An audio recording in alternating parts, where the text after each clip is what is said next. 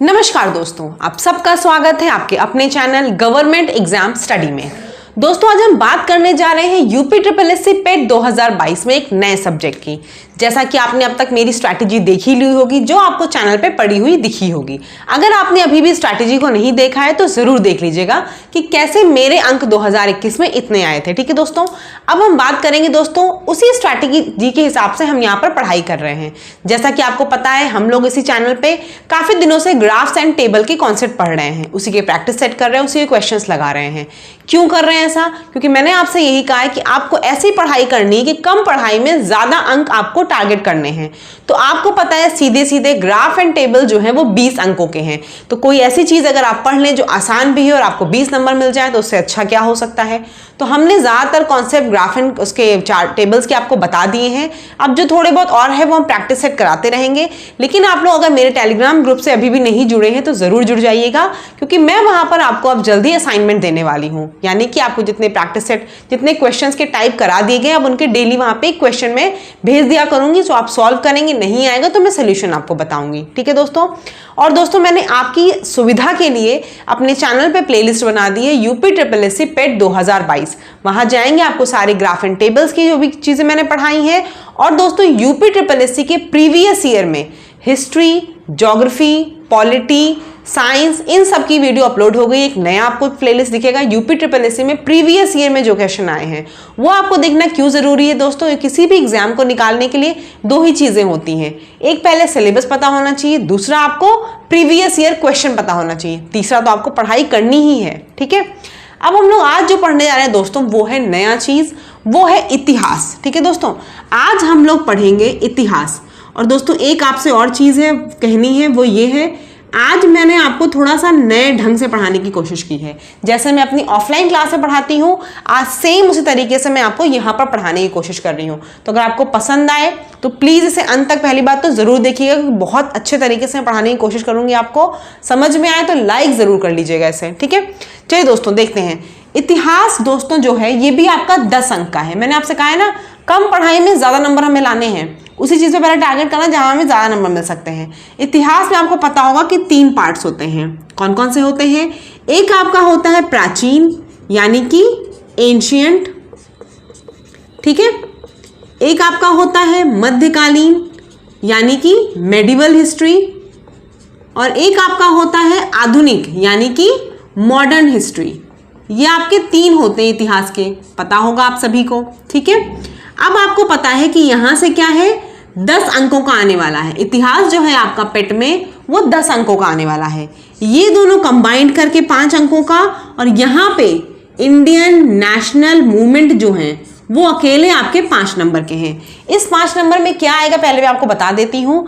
Ancient और medieval का अगर आपने सिलेबस देखा होगा तो इनमें क्या क्या आएगा दोस्तों, हड़प्पा, आपका ऋग्वेद वगैरह, बौद्ध धर्म, जैन धर्म और मेडिवल की चीजें, और साथ ही साथ यहाँ पे थोड़ा सा मॉडर्न का भी कॉन्सेप्ट, जैसे कि पुर्तगालियों वगैरह के आने का जो टाइम है, ब्रिटिशर्स ने जो भी उनके प्लासी वगैरह के युद्ध हुए, और आपका 1857 का जो विद्रोह है, वो सब आपका इसी 5 नंबर में है। ये 5 नंबर क्या है दोस्तों, इंडियन नेशनल मूवमेंट है, जो आपके स्वाधीनता संग्राम आंदोलन हुए थे ना, उनकी बात की जा रही है। तो हम लोग क्या आसान लग रहा है, इधर तो ज्यादा टॉपिक है 5 नंबर में, इधर क्या है 5 नंबर में कम चीजें पढ़नी है। तो हम लोग क्या करेंगे, पहले इसको शुरू करेंगे, क्योंकि मैंने हमेशा क्या कहा है, कम चीजों को पढ़ के ज्यादा नंबर लाने हैं। ऐसा आप में से कई लोग करते होंगे, जब एग्जाम आने वाला है तो होता है एकदम नजदीक, तो बुक स्टोर पे जाके कहते हैं भैया से, भैया जो सबसे पतली कोई बुक हो तो दिखाना, करंट अफेयर्स की या किसी की। तो आप देख लेते हो कोई पतली सी बुक, सोच चलो ठीक है 2 दिन पहले इसको पढ़ लेंगे। ऐसा खाली इसी एग्जाम में नहीं करते हैं हम लोग, कोई बहुत इंपॉर्टेंट हमारे जो कॉलेज इसके एग्जाम होते थे वहां भी यही करते थे, पतली सी बुक ले आते थे एग्जाम के 2 दिन पहले और उसी को पढ़ के चले आते थे कि बस चलो ठीक है हो जाएगा। तो हम लोग क्या करेंगे, वही चीजें भी करेंगे यहाँ पे, जो जहाँ पे कम में ज्यादा नंबर आ रहे हैं वो पढ़ेंगे। ठीक है, तो हम लोग शुरुआत किससे करते दोस्तों, इंडियन नेशनल मूवमेंट वाले से स्टार्ट करते हैं। ठीक है, जो आपके सिलेबस में 2nd पार्ट दिया हुआ है। चलिए तो शुरू करते हैं हम लोग इतिहास का अपना आज का 2nd पार्ट। हम लोग पढ़ेंगे दोस्तों, शुरुआत जो करेंगे वो करेंगे भारतीय राष्ट्रीय कांग्रेस से। कहां से करेंगे, इंडियन नेशनल कांग्रेस। ठीक है, भारतीय राष्ट्रीय कांग्रेस से करेंगे। ठीक, पहले तो देखिए दोस्तों जानेंगे कि इसकी स्थापना कब हुई। भारतीय राष्ट्रीय कांग्रेस की स्थापना किस वर्ष में हुई दोस्तों? 1885 में हुई। ठीक है, ठीक है। उसके बाद आपसे पूछा जाएगा कि भारतीय राष्ट्रीय कांग्रेस के संस्थापक कौन थे? तो कौन थे दोस्तों? A.O. ह्यूम। ये जो A.O. ह्यूम थे ये ब्रिटिश के रिटायर्ड अधिकारी थे। ठीक है। इसके बाद पूछा जाएगा आपसे कि भारतीय राष्ट्रीय कांग्रेस का प्रथम अधिवेशन हुआ कहाँ? तो ये कहाँ हुआ था दोस्तों? ये हुआ था आपका बंबई में। बंबई में कहाँ हुआ था? गोकुलदास तेजपाल संस्कृत विश्वविद्यालय। ठीक है, गोकुलदास तेजपाल संस्कृत विद्यालय, यहां पे आपका ये अधिवेशन हुआ था। ठीक है, इसमें कितने लोगों ने पार्ट लिया था? कुल 72 प्रतिनिधि थे इस समय। इस समय पहले आपके जो अधिवेशन हुए थे बंबई में, इसमें 72 प्रतिनिधियों ने भाग लिया था। ठीक है, इतनी चीज समझ में आ गई। ये बहुत इंपॉर्टेंट है क्योंकि भारतीय राष्ट्रीय कांग्रेस किस समय बनी थी जरूर पूछा जाता है। कौन फाउंडर था, कहां पे हुई और कितने लोगों ने पार्ट किया। अब अध्यक्ष कौन था भाई? भारतीय राष्ट्रीय कांग्रेस का अध्यक्ष कौन था उस समय? तो कौन था दोस्तों अध्यक्ष? अध्यक्ष थे W.C. बनर्जी। ठीक है, W.C. बनर्जी। अब देखिए, अभी भी आपको पता होगा कि भारतीय राष्ट्रीय कांग्रेस जो है वो जिस साल हुई 1885 में, उसके बाद हर साल होती थी, हर साल मीटिंग होती थी। मतलब पूरे साल का जो भी होता था वो डिस्कस होता था वहां पे। ऐसा आप अभी भी देखते हैं कि आज़ादी के बाद भी होता है। इंडियन नेशनल कांग्रेस का क्वेश्चन भी आता है करंट अफेयर्स में कि कहाँ मीटिंग संपन्न हुई है।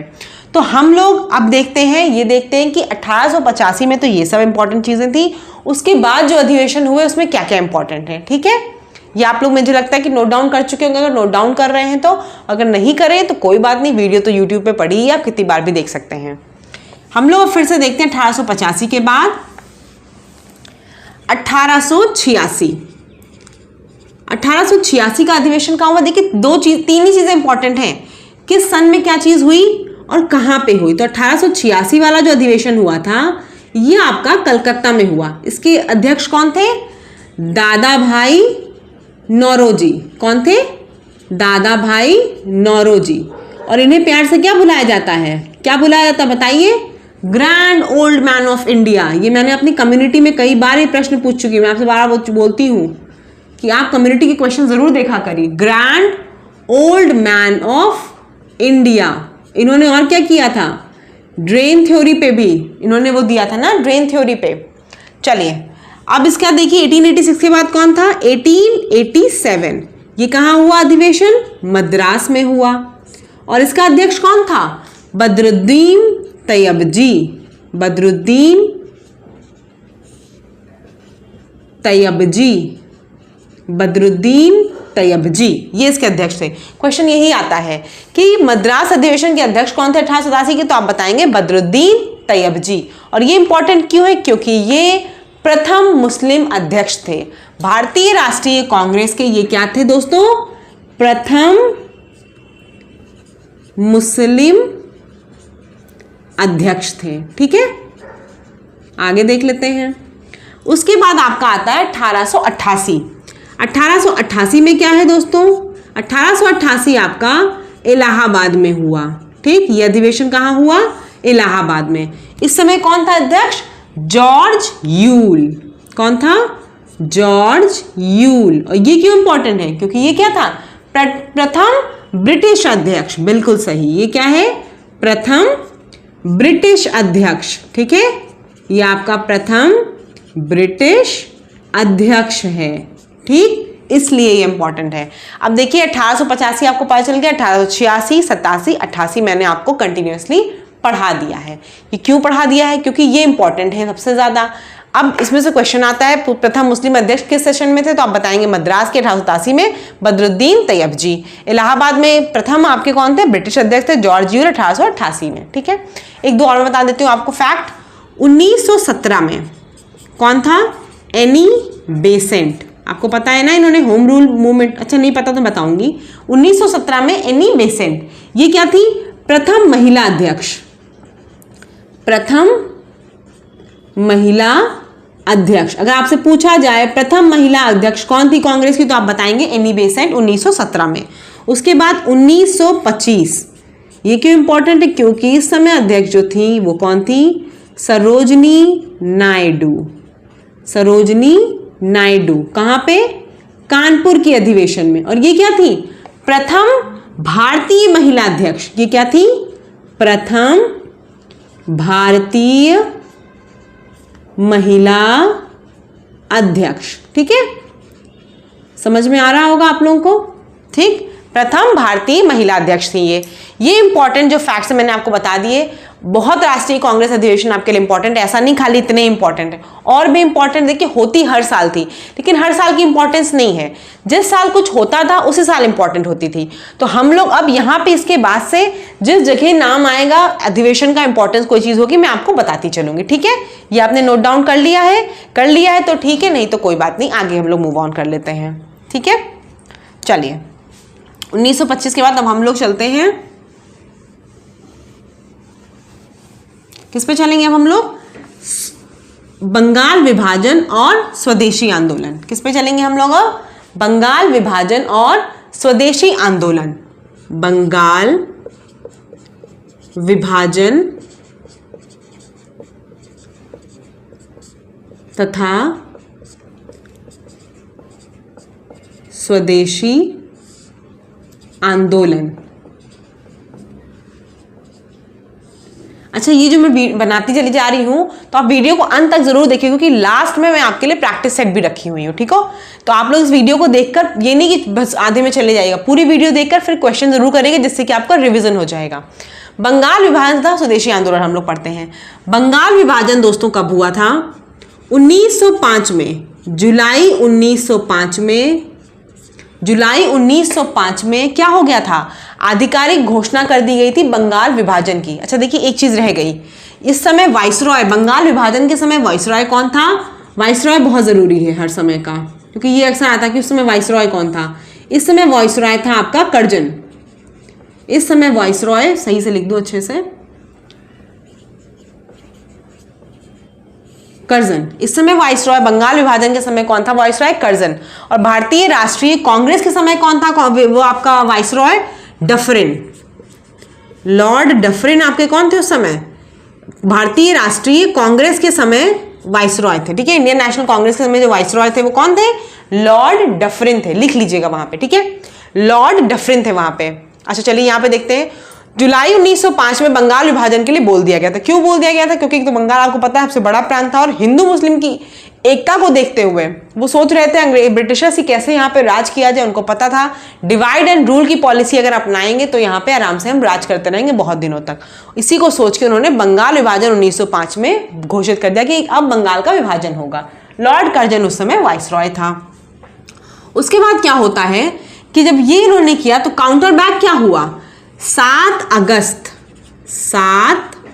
अगस्त 1905 को एक बैठक होती। कहाँ होती है बैठक? कलकत्ता के टाउन हॉल में। कलकत्ता के टाउन हॉल में एक बैठक होती है, और उस बैठक से क्या निकाला था निष्कर्ष? स्वदेशी आंदोलन का निष्कर्ष निकलता है। ये निकलता है भाई कि अब हमें विदेशी सारी चीज़ों को क्या करना है? बहिष्कार करना है। ठीक है, विदेशी सारी चीज़ों को क्या करना? बहिष्कार करना है। तो स्वदेशी आंदोलन की स्टार्टिंग यानी कि बहिष्कृत करने का स्टार्टिंग हो गया। अब जैसे आप लोग पता है अभी बीच में हुआ था कि चाइना की सारी चीज़ों का, जो भी चीज़ चाइना की उसको नहीं करना है, टिकटॉक वगैरह सब बैन कर दिया गया था। सेम वही चीज़ें कॉन्सेप्ट उस समय था जब इन्होंने कहा कि हम विभाजन करेंगे, तो इंडियंस ने क्या कहा? ठीक है भाई, हम स्वदेशी लाएंगे, अब हर चीज़ अपनी बनाई हुई पहनेंगे, हर चीज़ अपनी बनाई हुई खाएंगे, बाकी विदेशी जितनी भी चीज़ें उनका बहिष्कार करो। ठीक है, अब उसके बाद देख लीजिए, इसमें एक और इंपॉर्टेंट चीज़ है, वो ये है कि 16 अक्टूबर 1905 को ये जो बंगाल विभाजन था ये आपका लागू कर दिया गया। 3-4 जो ये मैं आपको लिख रही हूँ ना, ये डेट्स ये इंपॉर्टेंट है, क्योंकि क्वेश्चन में एज इट इज ही आती है। पूछा जाता है आपसे स्वदेशी आंदोलन की शुरुआत किस दिन हुई, तो आप बताएंगे 7 अगस्त 1905 से हुई।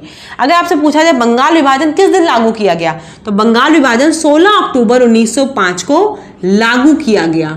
बंगाल विभाजन लागू हुआ आपका। मैं उधर जा नहीं पा रही हूँ क्योंकि मुझे लग रहा है कि ऐसा ना हो मैं उधर जाऊँ तो आप लोगों को दिख ना पाए, पढ़ने में दिक्कत हो। ठीक है, 16 अक्टूबर 1905 को बंगाल विभाजन लागू हुआ। उसके बाद देख लीजिए अब दोस्तों इस दिन जब लागू हुआ बंगाल विभाजन, तो आपको पता है कि सबको अलग अलग होना पड़ा।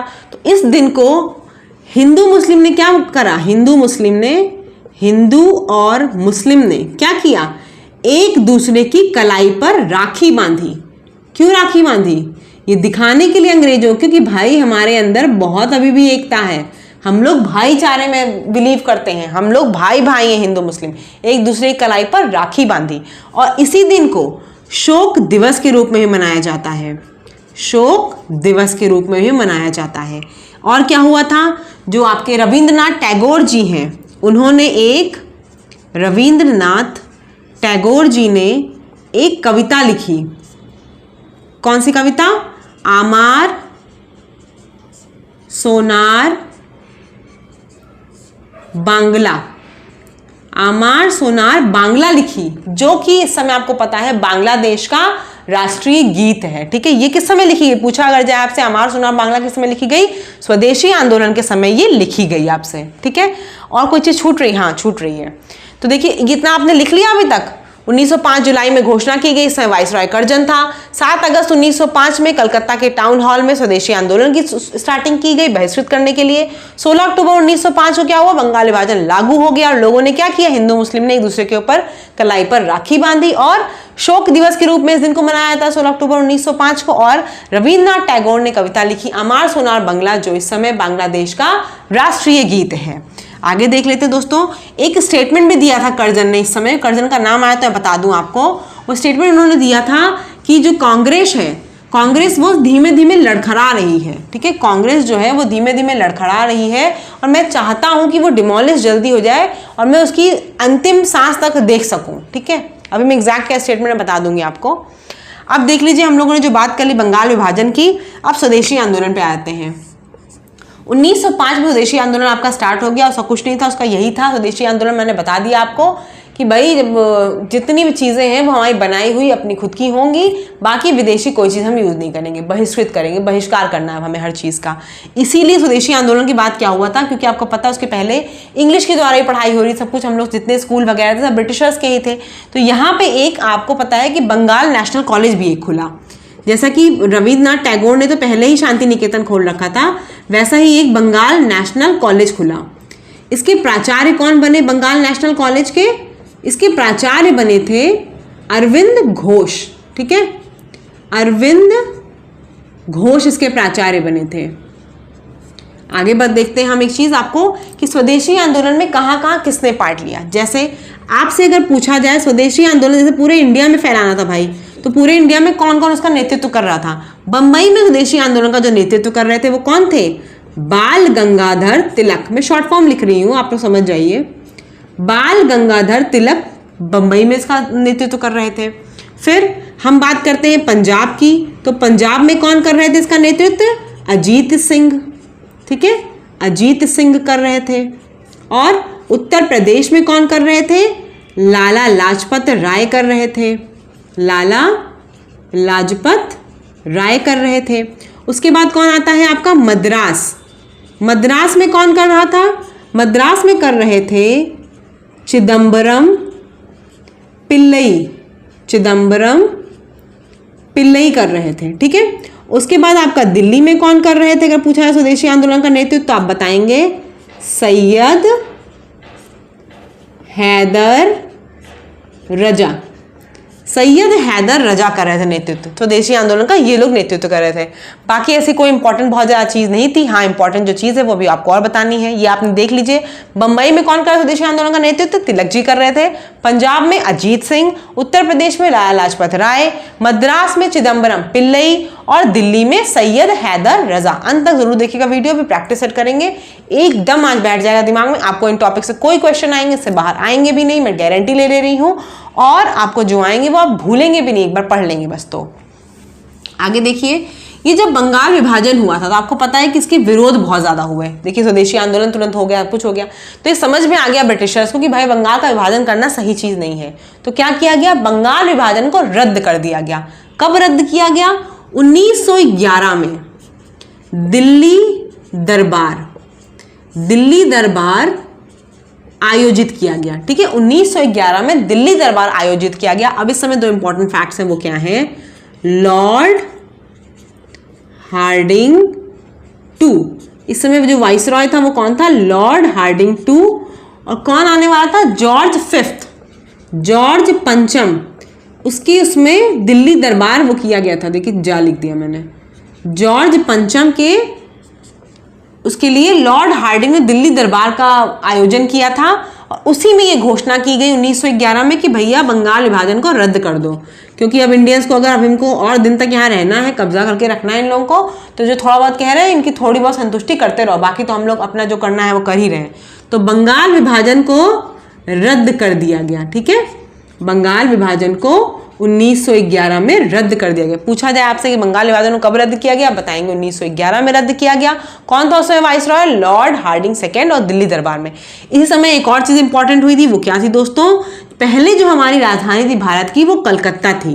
तो इस समय क्या किया गया? 1911 में कलकत्ता से राजधानी को कहाँ लाया गया? कलकत्ता से राजधानी को दिल्ली स्थानांतरित कर दिया गया। कलकत्ता से राजधानी को दिल्ली स्थानांतरित कर दिया गया, यानी कि अब जो राजधानी थी वो भारत की वो क्या हो गई? दिल्ली हो गई। ठीक है, आज इतनी चीज पढ़ानी थी। अब हम लोग अब चलते हैं किस चीज पे दोस्तों?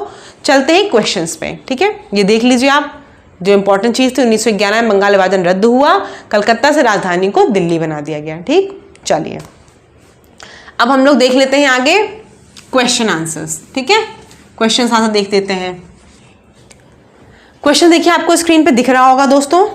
पहला क्वेश्चन दिख रहा है स्क्रीन पे आपको, भारतीय राष्ट्रीय कांग्रेस की स्थापना किसने की थी? आपको ऑप्शन दिख रहे हैं और आपको आंसर पता है। तो ऑप्शन दिख रहे हैं, आंसर क्या है इसका? A.O. ह्यूम। ठीक है, चलिए नेक्स्ट क्वेश्चन देख लेते हैं। नेक्स्ट क्वेश्चन आपको दिख रहा है, क्या दिख रहा है? भारतीय राष्ट्रीय कांग्रेस की स्थापना कब हुई थी?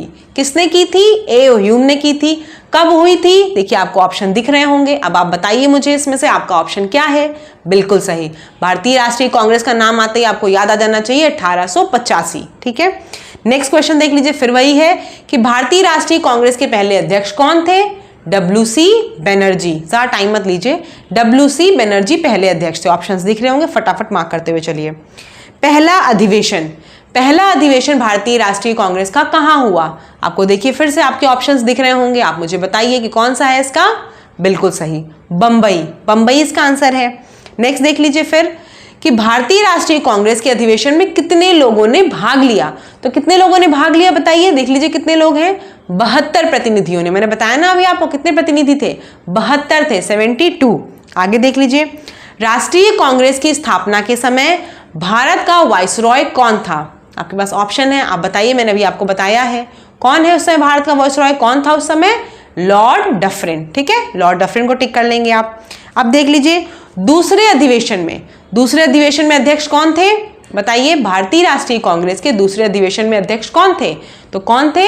दादा भाई नौरोजी। दिख रहे होंगे आपको दादा भाई नौरोजी, टिक मारिए। दादा भाई नौरोजी ने कहां पे दिया था? मैं बताया आपको ना, कलकत्ता में। ठीक, सर्वप्रथम मुस्लिम अध्यक्ष, भारतीय राष्ट्रीय कांग्रेस में सर्वप्रथम मुस्लिम अध्यक्ष कौन थे? मैंने बताया ये भी आपको, कब क्या बताया? बदरुद्दीन तैयबजी। और कहां पे थे ये आपके थे मद्रास में 1887 में, है ना। 86, 87, 88 मैंने आपको लगातार बताए हैं। 87 में था इनका मद्रास अधिवेशन। आगे देख लीजिए, प्रथम महिला अध्यक्ष वो कौन थी भारतीय राष्ट्रीय कांग्रेस की? कौन थी?